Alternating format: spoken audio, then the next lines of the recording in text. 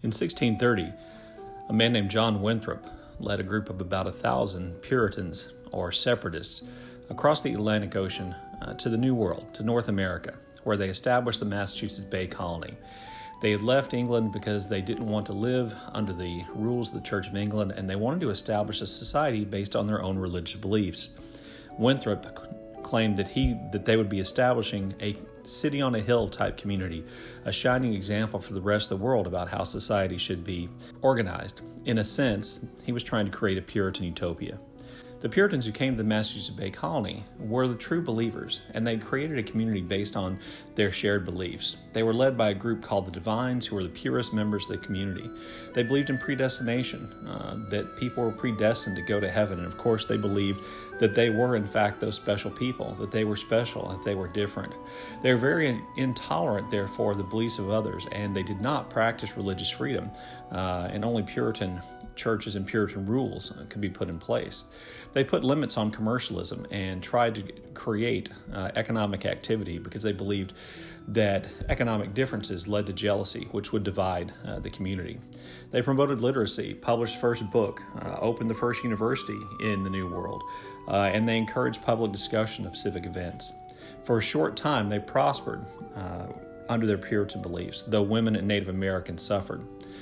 But soon, within about one generation, that city on the hill idea, that Puritan utopia, began to decline and change. Social and economic equality proved to be difficult to maintain. Second generation Puritans, particularly those who were born in the New World, were not as committed to the hardline Puritan beliefs.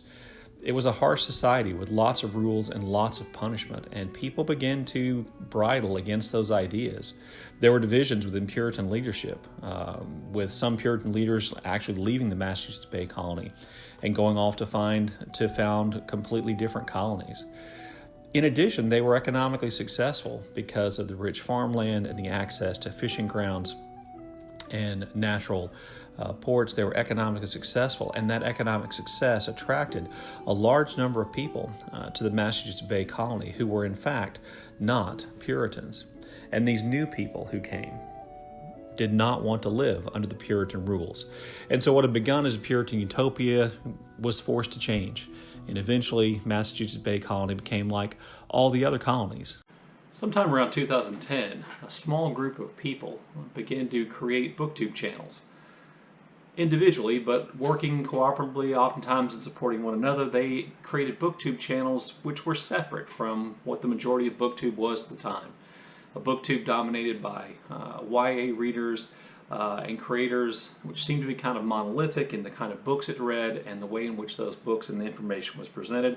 These pioneering BookTubers created channels where they celebrated the diversity of reading, where they embraced a no-frills approach to BookTube channels, where they celebrated books and discussion about books and elevated above that above everything else. And they created what people in this part of BookTube sometimes refer to as our little corner of BookTube. In a sense, I think that the analogy that I created with the Massachusetts Bay Colony of 1630 as a utopian community, in a sense, I think that applies to the idea that we had about BookTube, or about our corner of BookTube, because I think we do think about it as a somewhat utopian community. Now, before I go on any further, please be aware that I'm not claiming that anybody here is like the Puritans in terms of the way in which they persecuted or they punished people, and I'm not suggesting that we have as rigid a set of ideas, certainly as the Puritans did, but I do think as people who participate in, and I think embrace the idea that our corner of BookTube is special, that we do have some characteristics of Puritan communities, and that to me is troubling because you're probably aware, and this was true of the history of the Massachusetts Bay Colony, the history of utopian communities is not good. So why do I think we think of ourselves, or this corner of BookTube, as exclusive? Well, number one, we refer to it as our corner of BookTube. That is an exclusive way of talking about BookTube. We are consciously separating ourselves from what most of us think of as the big BookTube channels, where again the focus is oftentimes on YA or YA fantasy and all those kinds of activities. And so we think about ourselves as being separate, and we, I think, believe that there is a virtue in that kind of separation, and there's a virtue in our approach to BookTube. If not necessarily in contrast to the others, there's just a virtue in the way we do it. We have a tendency to think of ourselves as special, that our BookTube community is different than other communities. We promote certain values here. We promote the values of kind of inclusiveness, and we promote the values of reading widely. We promote the values of people being able to read whatever they want to read. We promote the idea of having real discussions about books in the comments section. And as such, there seem to be kind of guidelines for our behavior. We all encourage here everybody to do the BookTube newbie tag. We encourage people to take part, or many of us, me, encourage people to take part in BookTube activities like read-alongs and themed reading months. We encourage people to do tags and to participate in that way. So we have these kind of principles of promoting community. And I think we put all those things together, they come out to be kind of an ethos which we believe describes our part of BookTube. And therefore, intentionally or not, we often talk about our corner of BookTube in a way which makes it sound utopian. That those kind of things don't happen in our corner of BookTube, and this kind of problem doesn't exist in our corner of BookTube. But that troubles me for a number of reasons. Not the least of which is that I don't think utopian communities are possible, and I oftentimes think communities that attempt, however vaguely or indirectly, to begin down this kind of utopian path, they end up badly. So for a few things just about reality. So the truth of the matter is, our corner of BookTube isn't that special. I hate to break it to you. As much as I love our corner of BookTube, as many real friends as I think I've made here, as much as I enjoy the discussion and all the things about that we ascribe to our corner of BookTube, the truth of the matter is there are lots of YouTube communities that are inclusive, that are accepting, that promote one another, that support one another just as we believe that we do here. And we kind of separate ourselves out from the bigger kind of BookTube. And I have a feeling, having watched some of their videos, they support one another too. It's just they're on a lot bigger scale than we are. So that kind of idea that there's something kind of special about our community, I think our community is great, but I don't know that we're necessarily as unique as we like to believe that we are. And if we act like, that we're unique, in some ways that's an inherently elitist way of looking at our BookTube community, that we are separate, that we're different, that we're motivated by something better, that we're motivated by something higher. Another part of the reality I just want to point out is that our community is too large to be a utopian community. It's just impossible for the thousands of people who are a part of our corner of BookTube, however directly or indirectly, whether they make videos or they just watch videos from our channels. That community is really large. Recent events have made me aware of how many people are here on BookTube that I know nothing about and who support channels who I've never seen their names in my comment section. We have an incredibly large community, and as a result of that, and because I think we embrace the concept of diversity, which is a great thing, we have inevitably, what we've seen is that our little corner of BookTube is actually divided up into subsets based oftentimes on genre or the type of things that people like to read.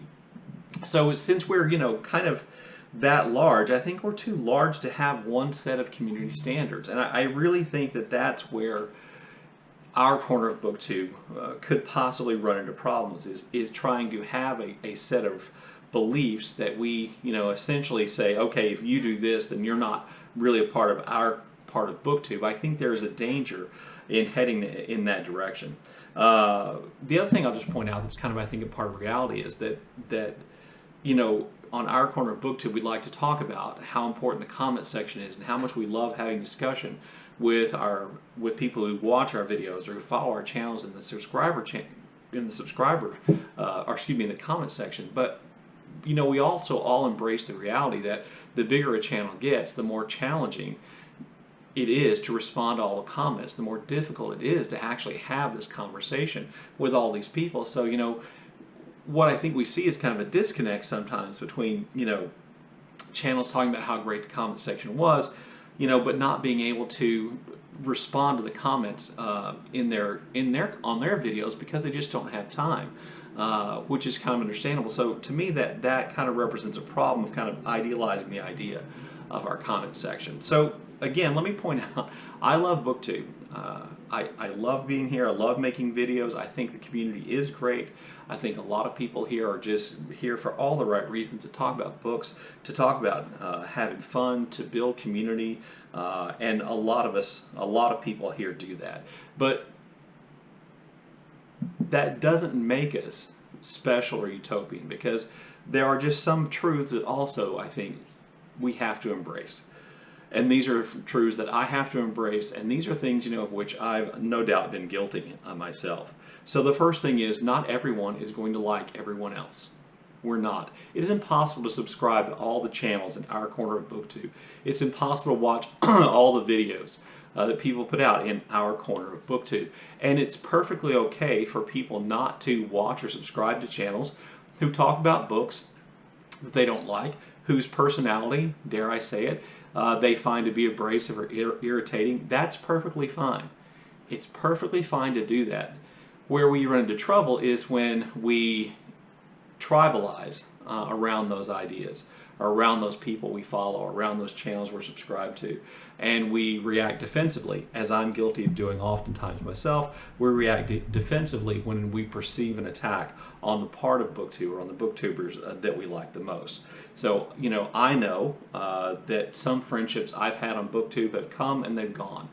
Sometimes just through, essentially neglect, and our shared interests go away. Sometimes acrimoniously, that's going to happen. And, I accept my responsibility for that happening. That doesn't necessarily mean that I regret the end of that friendship, because sometimes friendships that aren't working out can put a tremendous amount of stress on both people involved to maintain them.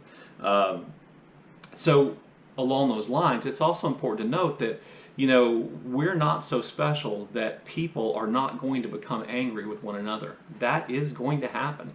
People are going to become angry with one another, and because this is a social media platform, that anger might spill out into videos. While, you may not like that, and while, I may think that I've made mistakes in that area, I would just point something out. It doesn't help to then go to the person who you believe is attacking the person you like and attack them. This just makes the divisions deeper. This just makes, the likelihood of separation and kind of the creation of cliques on BookTube even more pronounced and even worse. Something I also have to really think about working on. Let me just point out, we don't all have to be friends here. We don't all have to follow one another's channels or watch one another's videos. All we really have to do is be tolerant of different points of view. Be tolerant of the way in which different people run their channels, to not exclude people because of what they talk about, or the kinds of videos they make, or how they approach YouTube, BookTube world. Not to exclude them, not to make them feel like they can't be a part of our part of BookTube if they do something different than us. The other thing I would say is that change is inevitable. Whether or not BookTube, our corner of BookTube, ever was a utopian community, the simple truth of the matter is that change happens, and as more people come to the platform, as more people join our part of BookTube, they're going to bring about change. And if we try to resist that change by holding on to too many of the utopian values we believe were used to create this community, then I think we risk causing the decline of this community even faster. Then instead of doing that, we should embrace that change. We should embrace that diversity, and then try to, promote the things that we think are still great about BookTube. And I think we need to do that, because if we don't, then BookTube will fail. Our corner of BookTube will fail because utopian communities fail. We don't have to be a utopian community to have fun, and we don't have to be a utopian community to focus on books, and we don't have to be a utopian community to do all those things, because utopian communities require rules and people to follow those rules, and the more we try to enforce the rules, the more people are going to be alienated by those rules. Anyway, there you go. There are my thoughts. Look forward to your comments in the comment section below, and as always, thank you for watching.